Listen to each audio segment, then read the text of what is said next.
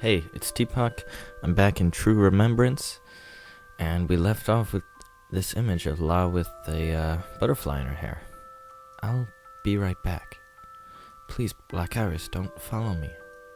Wait for me here, please. She turned and ran. She was gone. The mansion had swallowed her up whole. All I could think of was the pain written in big distressed letters all over her, just before she vanished.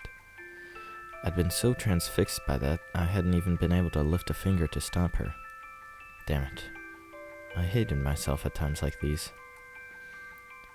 Wait for you here, eh? No way in hell. I ran after her. Except, where'd she go? This place was so massive that it would take me ages to inspect all the rooms, and I didn't have much time here. Why was I so sure? Because of that look on La's face right before she ran off. Sure, I'd seen her cry lots of times, unfortunate but not abnormal, but I'd never seen her look so sad or so pained. I had to find her, soon. I ran deeper and deeper through twisting corridors and serpentine passageways. It was getting darker, and the deeper I went, the more black butterflies I saw flitting about. They were all swarming about the entrance to a single room. The door was shut. The butterflies danced overhead. I put my hand on the doorknob and pulled, but it felt like it was locked. La, are you in there? No answer. She told me not to follow her. It made sense that she'd locked the door behind her. A good thing to do if you wanted to be alone, but I wasn't going to let that happen. Sorry, but that's not going to work. I fished in my pockets and came out with 2 long pins. Then I went to one knee and stuck them into the lock. It was pretty simple. In the end, it only took me a few minutes to open the lock. It took you minutes to pick a lock? Are you kidding me? That's not simple if it takes you minutes. But each second felt like an eternity. La? I burst into the room. I could not see the ceiling. There were so many butterflies nestled up there. I could not see La anywhere either. What I could see was a desk, a stack of papers on top of it. I walked over and looked. The papers were filled with tiny cramped handwriting, no doubt written by a hurried hand. In a sense, our lives consist of a long series of chemical changes mediated by what amounts to a set of electrical signals from the brain. These signals are data. These data are memories. And as for these memories, what are they? What was this? This some kind of scientific treaty? It is not known how many memories are formed or how they fit inside the confines of our brains. It is likewise not known how an individual can call up an individual memory at will and relieve it as if it were the real thing, or relive it. We have sensory organs, which all accept stimuli and transmit them through the nerves in the brain, to the brain. The brain records and synthesizes these impulses and reconstructs for us the reality that we can see and feel and taste and hear. Theoretically, then, if it were possible to reverse engineer this program, it would be possible to reproduce or even create memories at will. In practice, this is not possible yet. Even if it were, I have no way of storing memories externally or synthesizing new ones. Also, there is too much that is unknown about the brain and its operating systems at this point in time. What I have demonstrated, however, is that it is possible to extract the one memory that lies at the root of the test subject's neural networks. In other words, I have proven I can reconstruct one memory without omission or flaw that a test subject would choose to preserve, even at the expense of all others. On the right margin of this paper there was a diagram of a black butterfly, its caption, trigger device. I looked up at the swarm of butterflies overhead and felt sick to my stomach. I have no faith in my own memories. What in this diary is true? What is not? What did I really feel? What did my mind simply manufacture? I have no way to know. Therefore, I will become the first test subject when the system becomes fully operational. It is my fondest desire to know the truth about this reality, about myself. The writing ceased here and continued on the next page. I was reaching to pick up the page from the desktop, but I stopped when I read what was written on top. It is my fondest desire to know the truth about this reality, about myself. Or so I thought, but then I got bored and stopped. What? What the hell kind of scientific report ended this way? I was completely disgusted by now. But there was still a little more to read. Well, I'd gotten this far, might as well finish it. Besides, and then a butterfly fluttered down from the ceiling and landed on my forehead. I brushed it off, only to see a very familiar form standing before me. What was this? The perfect reconstruction of memory of which the treatise spoke. I rubbed my eyes frantically, but this was no dream. She was there in front of me, in truth, not in a dream. La, I was looking for you. La jumped in surprise. Then she turned slowly and walked towards me. Even more slowly. She looked blank and stunned. Are you okay? Yeah. Blackiris. No, it's nothing. She shook her head slowly, and then she noticed the piece of paper in my hand. What is that? Some kind of experimental report. Really boring stuff. Worst handwriting I've ever seen. The letters are all squiggly and cramped. Crampled. Didn't know that was a word. Really hard to read. But fortunately for us, this report also tells us how to exorcise the ghosts in this house. So let's do that and get out of here. Lodges looked up at the butterflies on the ceiling. Then she looked back at me, and then she nodded softly. That was weird.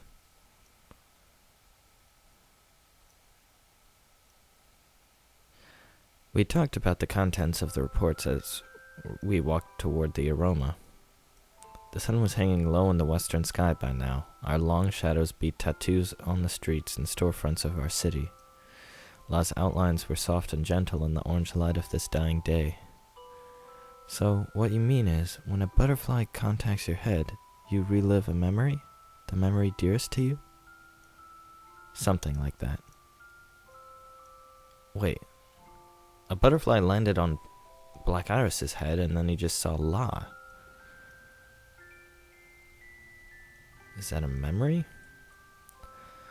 But there's no practical application, as the butterflies only really function inside that room. Although I suppose if you chose to seclude yourself there. Anyway, it's scheduled to be demolished. Once that happens, it'll never function ever again. And you won't report this to your superiors? Correct. True enough, the research and science behind it would be lost forever if I didn't tell someone else about it. Perhaps there was something wrong about that. But it was far more wrong to continue to use this technology against the will of the original creator. I see. La just smiled at this. Hey, Blackiris, what did you see? Nothing. Nothing at all, I said lightly. La looked at me strangely for a moment and then focused her eyes on the road ahead. We walked together in silence for a time. Blackiris? Well, would you mind holding my hand? I could see the blush rise to her face. I could feel the pleading in her eyes. But she saw how startled I was by this and quickly started retracting her request. We don't have to do it if you don't want to, not for long. How about until that lamp, would that be okay? She pointed at a street lamp that was just starting to flicker on, less than a block away. We can hold hands until we get to Aroma if you want, I don't mind. That would be embarrassing. You think? I smiled and held out a hand. La took it, held it tight as if it were the most precious thing in the world. Less than a dozen steps to the lamp. I wanted this time to last, so I slowed down and I asked, "Did you see anything, La?" La looked up at me. She didn't look like she knew what to say, but then she finally nodded. I did. I was so happy. Even if it was a ghost, I didn't care. It was wonderful. I'm happy for you then. Sure, but she squeezed my hand gently and continued on. In the end, it wasn't real. She smiled up at me, but I did not smile back. All I could think of was how that report concluded. It is my fondest desire to know the truth about this reality, about myself. Or so I thought, but then I got bored and stopped. Besides, if truth exists, I've already found it. My life, the joy and pain, and the uplift and the sorrow, doesn't belong inside the confines of this small room. It belongs right here in my own 2 hands. So it didn't end as badly as I thought it would. Oh, dang it. Oh, dang it. I still got the records. I was hoping this wouldn't come to this, but I'm going to keep going. I know I won't be starting a new chapter on the at the beginning, but so what? You know what I really hate? Losing. Sucks, don't it? What? So if you're gonna play at all, don't screw around. Play to win. Yeah, that's what I'm talking about. I'm assuming this is Rook. Interlude, bring your A game. Oh, it's not even a chapter. Okay. I'm gonna bring my A game. Now, what do good girls do? I'll get straight to the point. They wolf down everything I set in front of them and ask for seconds. I guess that means the girl who's currently gracing my counter with her presence is an awfully good girl. Dude, just watch her eat, I tell ya. Of course, I got no problem with that. How could I? La's a real sweetheart after all. A bona fide cutie. Now, Blackiris and La, they come around these parts 2-3 times a week, maybe. This is pretty special, you see. And all the time I've known the man, he's never brought a single one of his guests over here, until now. I guess I don't blame him. He's not used to his guest being a girl. Haha. Probably has no idea what to do. You get what I'm saying? Anyway, he's not here right now. I'm guessing he's gone off to HQ to make his progress report, or something like that. It's been, 3 weeks now since he started treating La? Makes sense that the higher-ups would want to know what he's been up to in that time, eh? So what's La doing here, you ask? Relax, I'm just getting to that. Blackiris probably thought La'd be bored all by her lonesome. I'm guessing that's why he brought her here. He said he had some errands to run and stepped out after that. I haven't seen him since. I tell ya, man, sometimes I have no clue what's going on in that big head of his.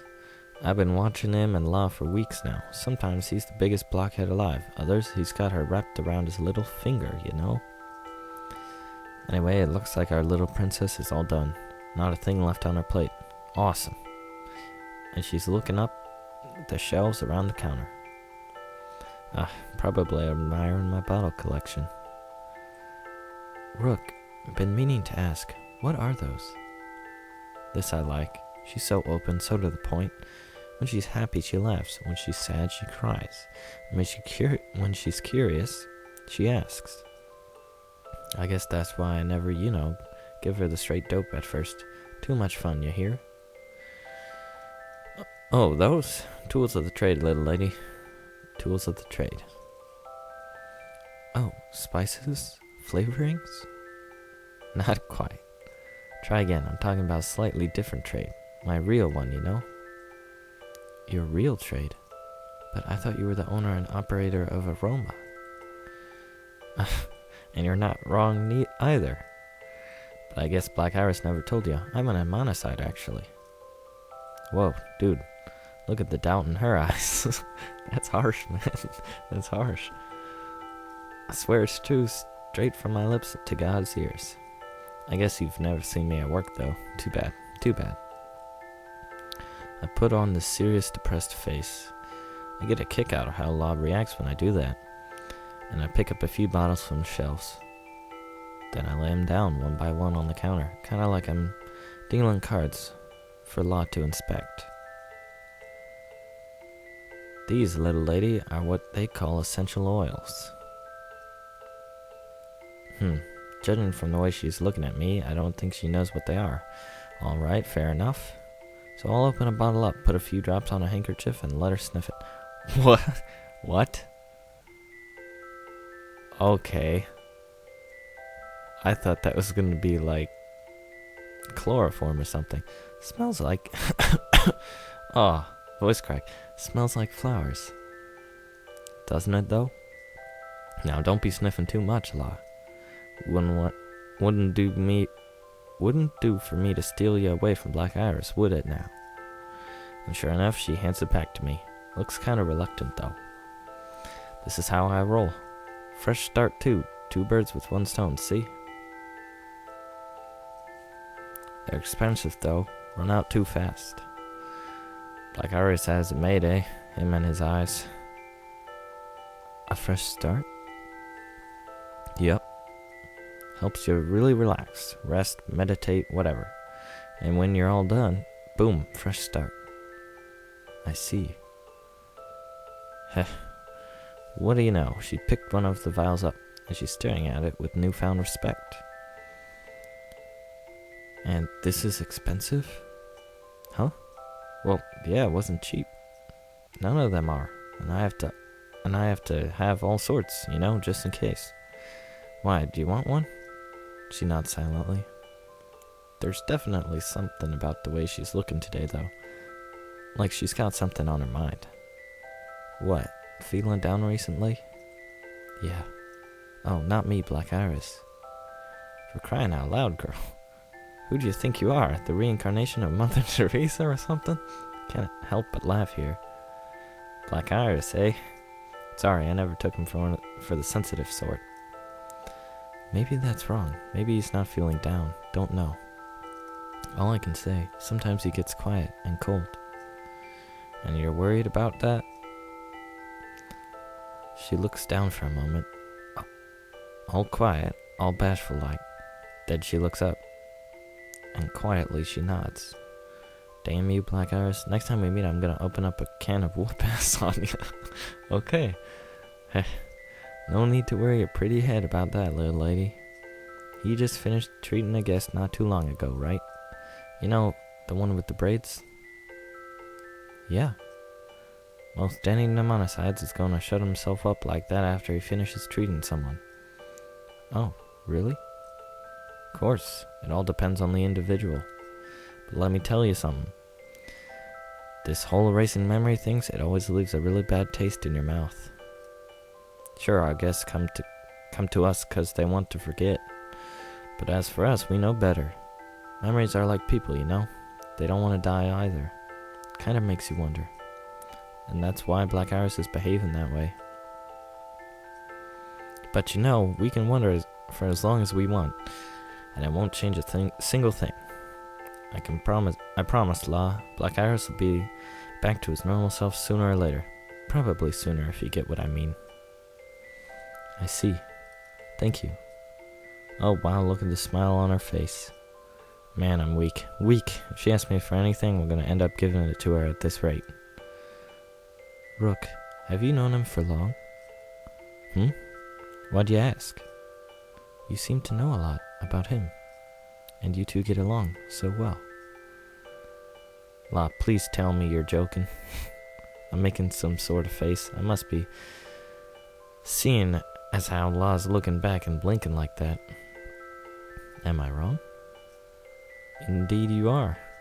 This is just between you and me, got it, little lady? Well, whatever. He probably knows already. I used to hate his guts. Really? no, I can see why. But, yeah, we'll have to continue this next time. Anyways, thanks for watching.